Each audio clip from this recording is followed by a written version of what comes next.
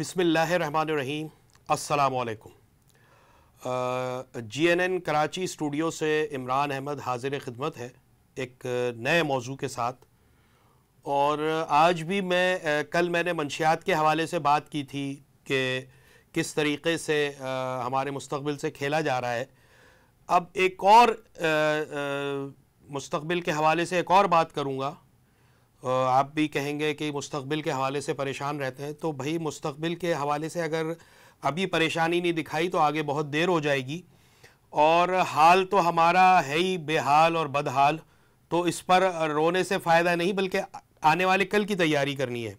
आज मैं बात करूँगा सिंध पब्लिक सर्विस कमीशन की, जिस पे हमारी पढ़ी लिखी जो नस्ल है आने वाली और मौजूदा उसका दारोमदार है, हमारी ब्यूरोक्रेसी का दारोमदार है कि किस तरीके से कौन सी ब्यूरोक्रेसी जो यहाँ के हमारे नौजवान तालिब इल्म हैं उनमें से क्रीम निकाली जाएगी, जो हुकूमत सिंध की खिदमत करेगी, जो ब्यूरोक्रेसी बनेगी वो कैसे अफराद पर मुश्तमिल होगी, ये फ़ैसला पब्लिक सर्विस कमीशन करेगा।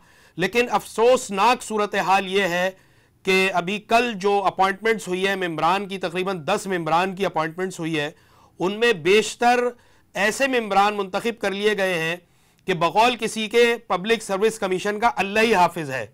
जिस तरीके से अपॉइंटमेंट की गई है, जिस तरीके से मनपसंद अफराद को नवाजा गया है और उनकी जो सियासी वाबस्तगी और उनके जो सियासी खिदमात हैं, सियासतदानों की खिदमात हैं, हुक्मरानों की खिदमात हैं, उनका सिला दिया गया है, वो बड़ा खौफनाक और तशवीशनाक है।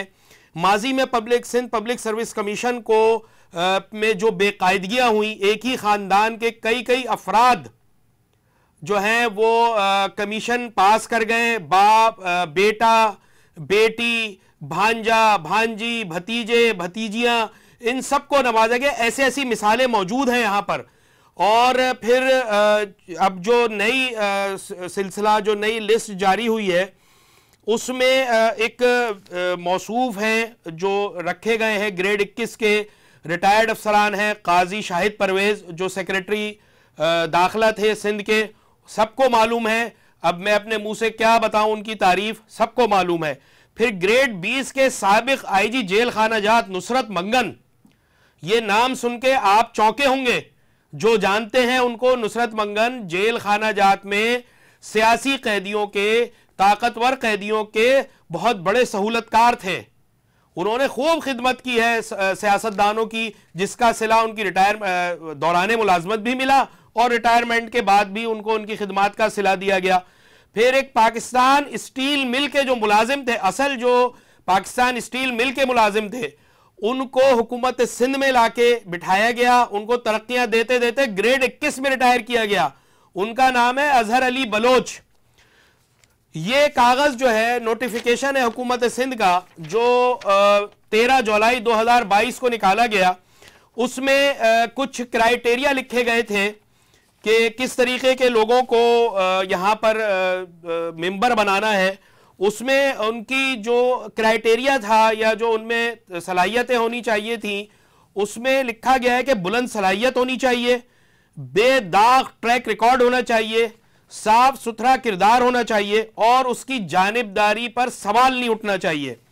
अब जो लोग रखे हैं, अगर उनकी हम बात करें, अजहर अली बलोच के बारे में मैं बताऊं कि पाकिस्तान स्टील मिल के मुलाजिम थे और इनको सिंध हुकूमत को पसंद आ गए। उन्होंने सिंध हुकूमत में बुला लिया। यहाँ पे तो बादशाहत चलती है, हुक्म हुआ, कोई कानून, कोई कायदा, किसी की कोई परवाह नहीं की, हुकूमत सिंध में ले आए गए।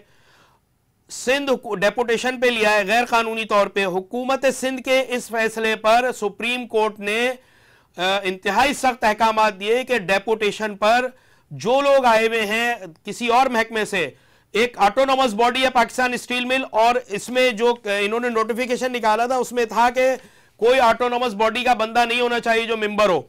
इन्होंने इसको, इनका जो बैकग्राउंड है ये कि इन्होंने हुकूमत सिंध में लिया है, पसंद आ गए, एक सियासी खातून रहनुमा है उनको, और फिर एक यहाँ के जो इत्तेहादी हैं उनमें से भी इनकी रिकमेंडेशन की गई कि इनको मेंबर बनाया जाए पब्लिक सर्विस कमीशन। उसके एवज क्या इनसे फ़वाइद हासिल किए गए। तो इनको सुप्रीम कोर्ट के अहकामात के बरखिलाफ इनको बरकरार रखा गया हुकूमत सिंध में, और इनको ग्रेड मतलब यानी कि परवाह ही नहीं की गई सुप्रीम कोर्ट के अहकामात की, और अजहर बलोच को आहिस्ता आहिस्ता ग्रेड 21 तक तरक्की देके रिटायर्ड किया गया, और आज वो मेंबर पब्लिक सर्विस कमीशन है। ये आने वाली ब्यूरोक्रेसी के जो उम्मीदवार होंगे उनके बारे में फैसले करेंगे, उनके इम्तिहानात लेंगे, उनको जांचेंगे कि ब्यूरोक्रेसी कैसी होगी। ये लोग जांचेंगे जिनका अपना कोई किरदार नहीं, जिनका अपना कोई बैकग्राउंड अच्छा नहीं है, जो अपने क्राइटेरिया पे पूरा नहीं उतरते। फिर हुकूमत सिंध ने इतनी मनमानी की कि 55 महकमे हैं हुकूमत सिंध के, सिर्फ 20 महकमों से छांट छांट के लेटर लिखे गए और उम्मीदवार बुलाए गए। फिर उनको इंटरव्यू लेने के बजाय उनकी एसीआर की बुनियाद पर फैसले किए गए कि एसीआर में उनकी परसेंटेज कितनी है। उसमें भी एसीआर में भी जो परसेंटेज थी, जो उनकी एसीआर की बुनियाद पे उनके मार्क्स आए या परसेंटेज आए या उनकी जो क्राइटेरिया लिस्ट बनी उनकी, बल्कि आप ये कहें कि उनकी जो फहरिस्त तरतीब हुई उसमें जो सबसे हाई मार्क्स थे उनको पूछा ही नहीं गया। उनको ड्रॉप करके जो मनपसंद अफसरान थे, जो हाँ में हाँ मिलाएंगे आने वाले वक्त में, उनको रखा गया।